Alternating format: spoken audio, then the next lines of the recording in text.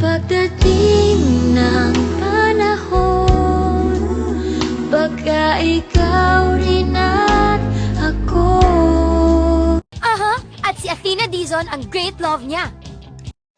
Dapat, ikaw yung mag-intay ng first move from the guy.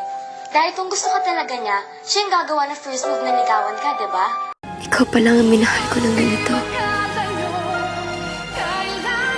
Natawad ako kasi mahal kita. Sorry. Ako na mapatay ka nun lang?